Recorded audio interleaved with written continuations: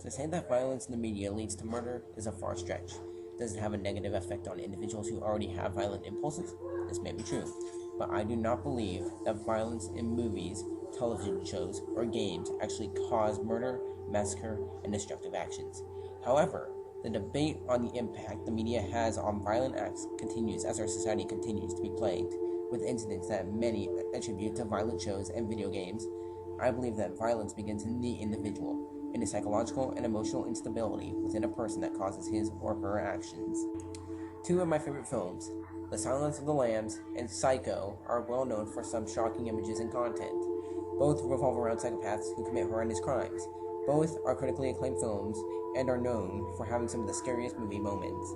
At no point in time have I been inspired to commit violence. These movies, in fact, have the opposite effect on me and probably most viewers. The actions of violence in these movies are too disturbing to imagine that they could actually happen in real life. I believe these images are so repulsive that they would be a deterrent to any sane individual. There have been a number of acts that have been tied into violence in the media. In 2010, a teen from Indiana pleaded guilty to strangling his younger brother, stating he was inspired by the show Dexter, a television series that revolves around a serial killer, claiming he felt like Dexter. What is peculiar about his connection to Dexter is that the character doesn't commit his murders in such a way. It is true that Dexter deals with gruesome content and serial killing. However, the main character does not kill innocent people. I believe it is ridiculous for such a deranged individual to compare himself to Dexter. Back on April 20th, 1999, which, fun fact, was Hitler's birthday, two senior students went on a shooting rampage at their high school in Columbine, Colorado. Eric Harris and Dylan Klebold killed 12 students and one teacher and injured 21 others. They then committed suicide. It is the deadliest massacre in high school history. The two boys had a history of antisocial behavior and had previously been arrested for theft. Eric Harris had an issue with depression, suicidal thoughts, and anger. He had been prescribed the antidepressant Luvox, which studies have shown to be associated with aggressive and violent behavior. Klebold was known to have a drinking problem. It's true that both boys were consumed with computer games that dealt with the violent actions.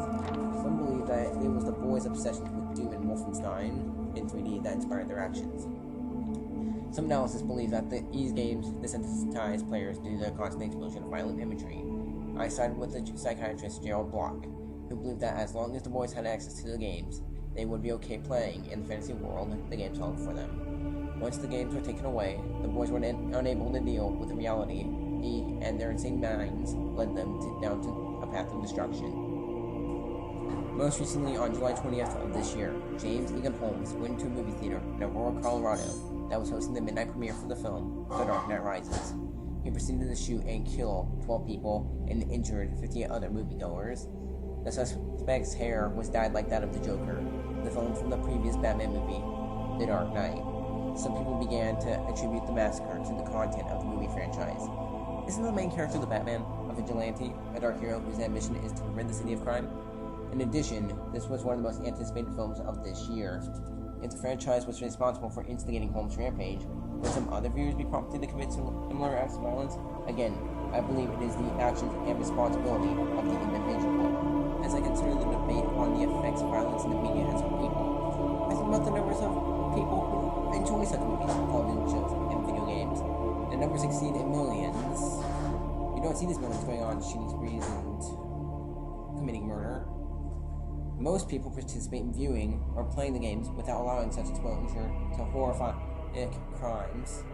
Violence in the media may have a negative impact on an already unstable person, but to say it is the cause of ensuing violence has yet to be proved. Some studies prove that, if anything, such media might actually provide an outlet for aggressive people, containing the violence to a virtual world. To restate my position, I believe it's not the violence within the media, but it's the violence within the person that results in the actions.